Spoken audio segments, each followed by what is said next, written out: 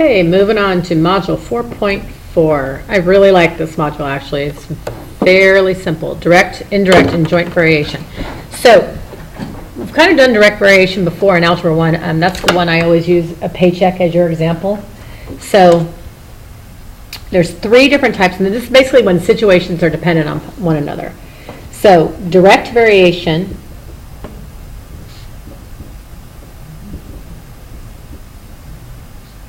looks like y equals kx, and this is basically when the rate is the same.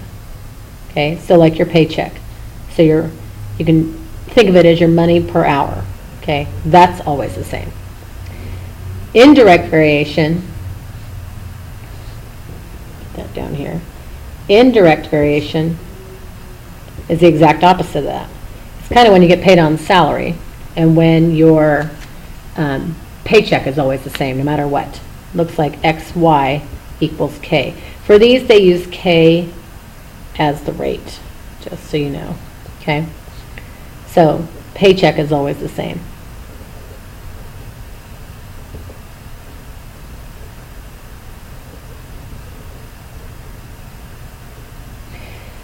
Joint variation happens, and I guess an okay way to think of it is you can think of it as your average workload per dollar paid. Okay, but the way that formula looks is y equals k, x, and z. Now you have a third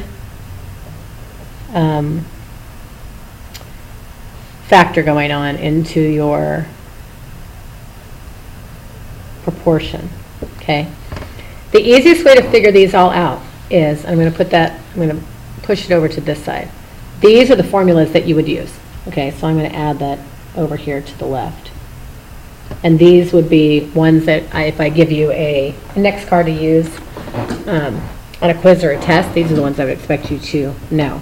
So direct variation is a straight proportion, that your rate is always the same. So it's y1 over x1 equals y2 over x2. Straight proportions, set it up, solve it. Indirect variation is that your product is always the same. So it's that x1, y1, sorry about that, x1, y1 equals x2, y2. The products of your equations always need to be the same. Okay? Joint variation is more of a ratio, again, but along with a product. So it's kind of a combination of the two. That's why I put it in between these two. So what you really have is y1 over x1 z1, x1 times z1 equals y2 over x2 z2. So those formulas are important. I would make sure those would be a great flashcard for you to write down and have those. In all of these, k is considered the constant of variation or the rate. Okay, they also call that the rate or the slope or the rate of change, any of those. Okay, so in all of these problems down below, it's really important to see how they vary, whether they vary directly, indirectly, or jointly. So I would go ahead and, when you're doing these problems, see which one they're looking at, and then you know exactly which formula to use.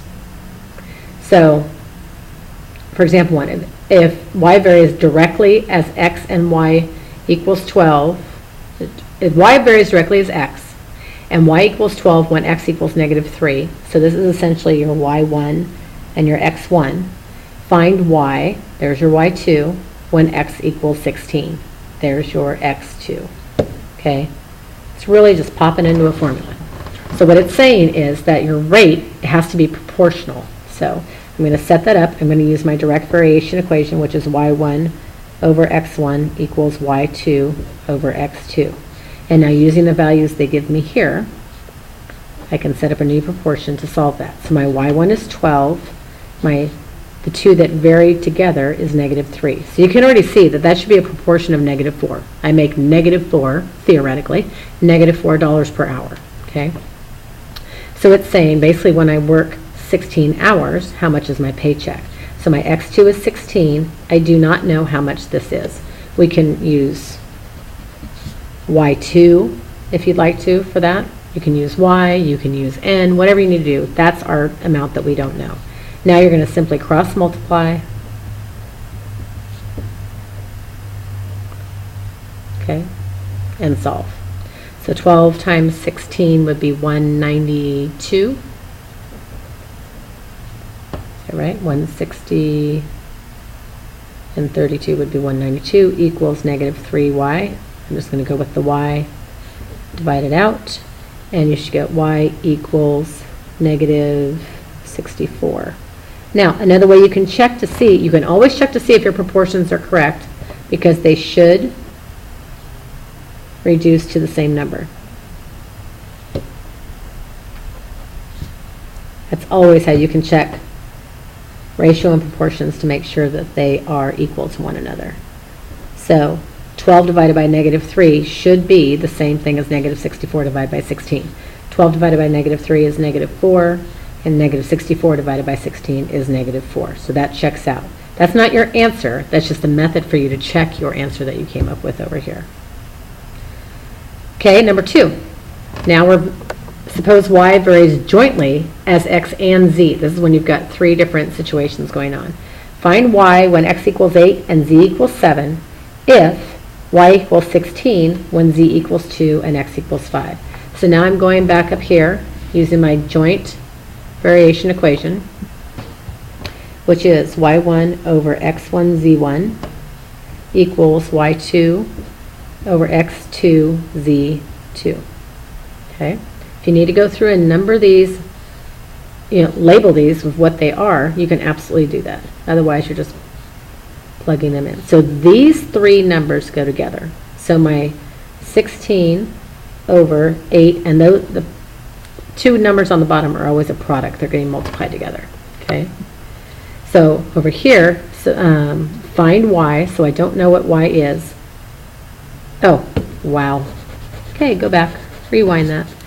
So, wasn't looking at my line correctly.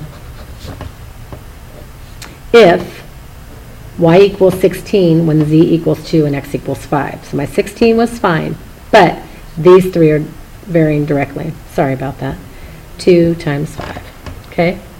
Find y when x equals 8 and z equals y. There we go. So this is one section. This is another section. Okay?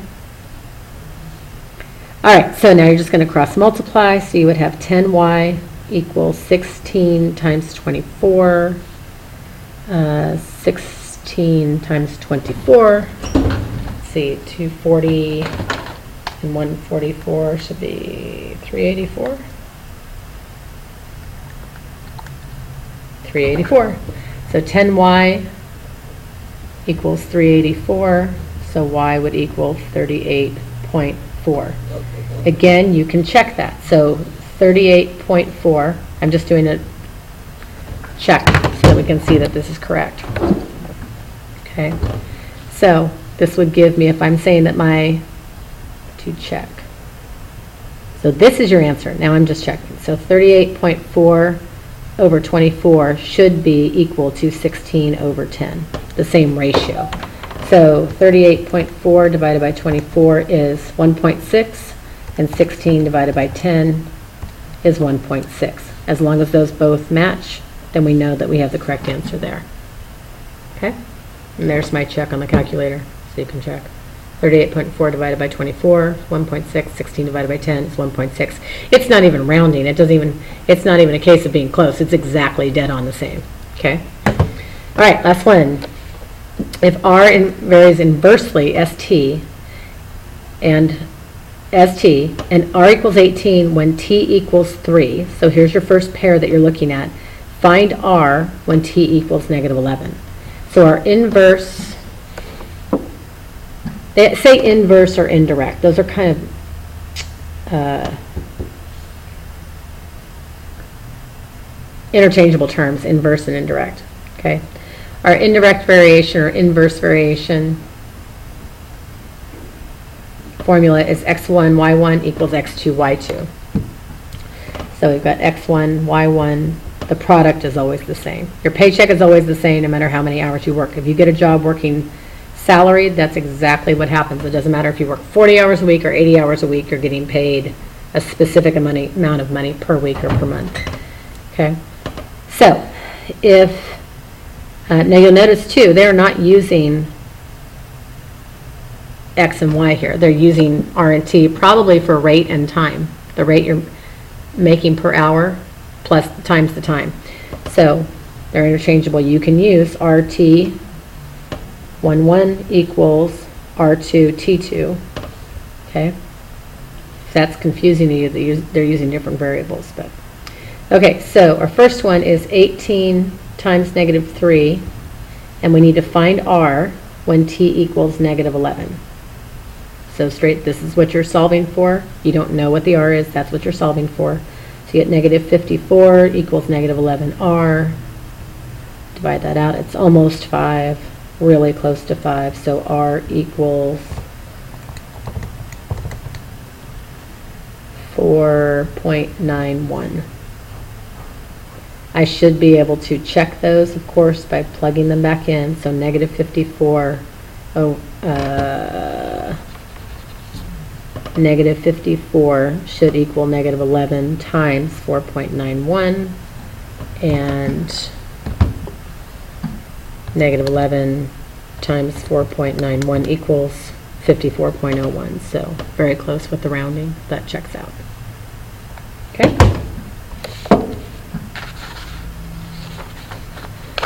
So you can go ahead and do the practice one there on the second page, and then come back and check your work. Okay, so talking about joint variation here. So our formula that we're going to use is y1 over x1 z1 equals y2 over x2 z2. Okay. So find y when x equals 7 and z equals 2 if y equals 10 when z equals 4 and x equals 7. It doesn't matter what side of the ratio you put your three givens on. Doesn't really matter, so you can put it on the right or the left.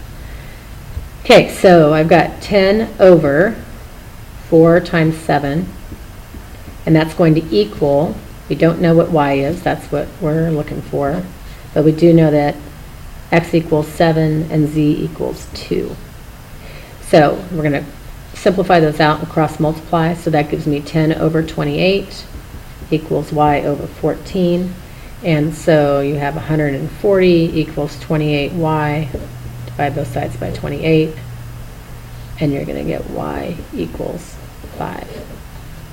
To go ahead and check, you should get 10 over 28 should be the same proportion as 5 over 14. I can kind of already look at that and see that 10 over 28 will reduce to 5 over 14, but just to be sure, 10 divided by 28 is that, and 5 divided by 14 is that, which is exactly the same. So that does check out.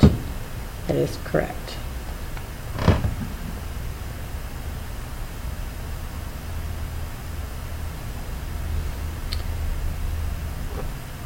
Okay, word problem time. So the apparent length of an object is inversely proportional to one's distance from the object. Earth is 93 million miles from the sun. If Mercury is 36 miles from the sun, how much larger does the diameter of the sun appear on Mercury than Earth? Pretend the diameter of the sun, from our perspective, is simply 1 unit. So since we're using the inverse proportion, we know that the product is always the same, right? The distance from here to out there is the same all the time.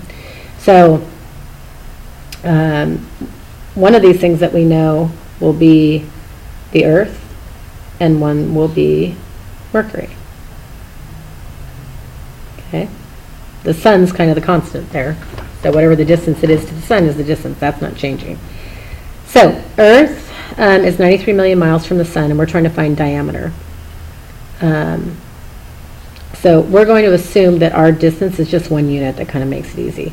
So 93 times 1 would equal 36 million times the the diameter, which is what we don't know. So we can use y, okay? So the way you're going to solve that, let's go ahead and divide by 36. 93 divided by 36 times 1, which is just 36, is 2.583. So the sun appears to be 2.5, almost 3 times bigger than Mercury, if we could see Mercury. You don't really see Mercury very often looking out there. It's probably only a couple of times a year that you can see any of the other planets besides the sun. So, okay, that's module 4.4, and last one will be module 4.5, and that's it for this module. So, if you have questions, ask them in class, and see ya.